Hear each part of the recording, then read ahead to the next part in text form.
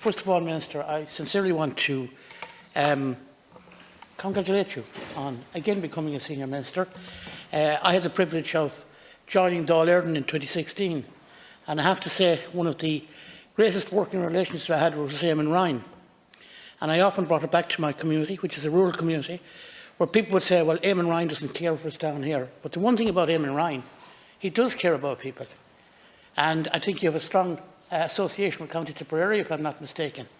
And I could assure this House that you could ask Eamon Ryan to come down and talk to any rural community, and he would do it. And to be quite honest, I want to stop this us and them in this country about climate change. And I want to specifically say to our own people in rural Ireland, it's not going to be an us and them. And I can say that here from a Fianna Fáil perspective, from a Green perspective, and from a Fine Gael perspective. We will in government be fair about this. We will ensure that where there are difficulties for rural communities, that will be addressed. Where we can have substitutions for problems that we might have in terms of emissions, I'm sure they will be put in place, so that we will lessen the burden of taxation on people. People maybe in rural areas, and of course, as Senator Fitzpatrick said earlier, people in urban areas as well. So please let everybody, whatever political perspective you're from, Fianna Fáil, Fine Gael, Independent, Sinn Féin, Labour, whoever, it is not us and them. And decarbonisation is no longer a buzzword. Decarbonisation is a reality for every part of our society. Admittedly, how we do it, how we achieve it, how we overcome the difficulties will be a challenge. But you will not overcome the difficulties by creating us and them, by sometimes putting out material that is incorrect, literally frightening people. Governments in this country in particular, I think, while they wouldn't have maybe lived up to the challenge as good as they should in terms of looking after people in situations with fuel poverty, it was always acknowledged to have supports for them.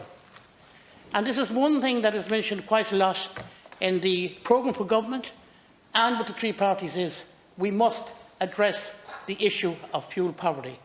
We must look after people who may be challenged by increased taxes. That is something that has to be a must and must be clearly dealt with. We have, and Minister, earlier today, I asked the leader that in the future, and I know you have a lot of work on at the moment, that you would come in here and specifically talk about my own area. We have had the shocking, I suppose, situation now where the Board of Mona, the just transition, which was to be over an 8-year period, has happened virtually overnight. And that creates a great challenge. But I know yourself that you have taken a keen interest in this. And I know the people of Shannon Bridge, the Ballinasloe area, the Lanesborough, Loncliffe-Roscommon area will look forward to engaging. And let us come forward with jobs. And fine, all the better if they're green jobs. But as I said earlier, that was the economic lifeline of our locality for 70 years. Thousands of people relied on Bournemona and the ESB. And we all have to acknowledge the change is coming, and the change is coming rapidly. But in that change, we must ensure, and I'm sure you would agree, Minister, that those particular communities must not be left behind. So it's a challenge. I recognise it's a challenge. It's a challenge for everybody in this chamber that's sincere about politics. And it's a challenge, as I repeat for the third time, that we, every single member of this House, must not engage in us and them, must not put fear into people about changes that must be made. We must help people along. And there's one thing about you, Minister, I know you will engage. I know you engage with communities, and you will have my full support in whatever you do. Of course we'll have challenges, of course we'll have differences of opinion, but certainly it is a challenge we have to meet. So I would particularly say to my rural communities today, do not be afraid.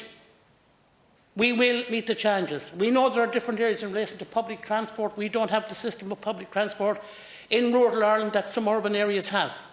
And we will have to rectify those things.